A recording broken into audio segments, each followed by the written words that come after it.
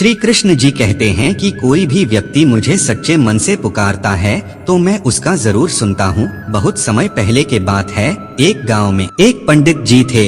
वे रोज घर घर जाकर भागवत गीता का पाठ करते थे। एक दिन उन्हें एक चोर ने पकड़ लिया और कहा, तेरे पास जो कुछ भी है मुझे दे दो। तब पंडित जी बोले कि बेटा मेरे पास कुछ भी नहीं है, तुम एक काम करना, मैं यहीं पड़ोस के घर में जाकर भागवत गीता का पाठ करता हूँ। वो यजमान बहुत दानी लोग हैं, जब मैं कथा सुना रहा होऊंगा तुम उनके घर में जाकर चोरी कर लेना। चोर मान गया। अगले दिन जब पंडित जी कथा सुना रहे थे तब वो चोर भी वहाँ आ गया। तब पंडित जी बोले कि यहाँ से मीलों दूर एक गांव है वृंदावन, वहाँ पर एक लड़का आता है जिसका नाम कान्हा है। वो हीरों जवाहरातों से लदा रहता है। अगर कोई लूटना चाहता है तो उसको लूटो। वो रोज रात को उस पीपल के पेड़ के नीचे आता है जिसके आसपास बहुत सी झाड़ियां हैं। चोर ने ये सुना और खुशी खुशी वहां से चला गया।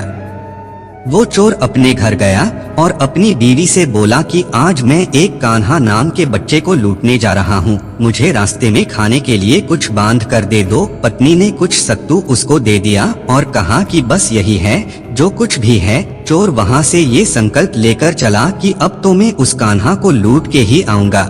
वो पैदल ही पैदल टूटे चप्पल में ही वहाँ से चल पड़ा। रास्ते में कान्हा का नाम लेते हुए वो अगले दिन शाम को वहाँ पहुँचा जो जगह उसे पंडित जी ने बताई थी। अब वहाँ पहुंचकर उसने सोचा कि अगर मैं यहीं सामने खड़ा हो गया तो बच्चा मुझे देखकर भाग जाएगा, तो मेरा यहाँ आना बेकार हो जाएगा। इसलिए उसने सोचा क्यों न पास वाली झाड़ियों में ही छुप जाऊं। वो जैसे ही झाड़ियों में घुसा, झाड़ियों के कांटे उसे चुभने लगे। उस समय उसके मुंह से एक ही आवाज आई, कान्हा कान्हा। उसका शरीर लहूलुहान हो गया पर मुंह से सिर्फ यही निकला, कान्हा आ जाओ, कान्हा आ जाओ। श्री कृष्ण अपने भक्त की ऐसी दशा देख के कान्हा जी चल पड़े। तभी रुक्मणी जी बोली कि प्रभु कहाँ जा रहे हो, वो आपको लूट लेगा। प्रभु बोले कि कोई बात नहीं, अपने ऐसे भक्तों के लिए तो मैं लुट जाना तो क्या मिट जाना भी पसंद करूँगा। ठाकुर जी बच्चे का रूप बना के आधी रात को वहाँ आए। वो जैसे ही पेड़ के पास पहुँचे, चोर एकदम से बाहर आ गया और उन्हें पकड़कर बोला, ओ कान्हा तूने मुझे बहुत दुखी किया है, अब ये चाकू देख रहा है न, अब चुपचाप अपने सारे गहने मुझे दे दे। कान्हा जी ने हंसते हुए उसे सब कुछ दे दिया। चोर हंसी खुशी अगले दिन अपने गाँव में वापस पहुँचा। सबसे पहले उसी जगह गया जहाँ पर पंडित जी कथा सुना रहे थे। जितने भी गहने वो चोरी करके लाया था उनका आधा उसने पंडित जी के चरणों में रख दिया।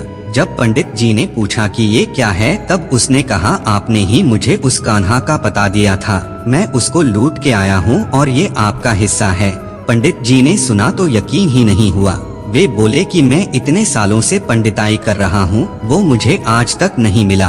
तुझ जैसे पापी को कान्हा कहाँ से मिल सकता है।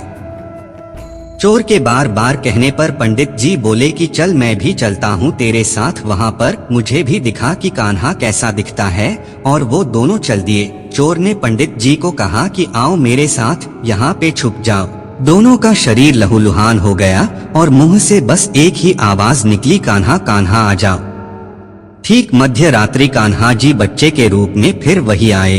दोनों झाड़ियों से बाहर निकल आए। पंडित जी की आंखों में आंसू थे, वे फूट फूट के रोने लग गए। चोर के चरणों में गिर गए और बोले कि हम जिसे आज तक देखने के लिए तरसते रहे, जो आज तक लोगों को लूटता आया है, तुमने उसे ही लूट लिया। तुम धन्य हो, आज तुम्हारी वजह से मुझे कान्हा के दर्शन हुए हैं, तुम धन्य हो। सीख ऐसा है हमारे कान्हा का प्यार अपने सच्चे भक्तों के लिए, जो उसे सच्चे दिल से पुकारते हैं तो वो भागे भागे चले आते हैं।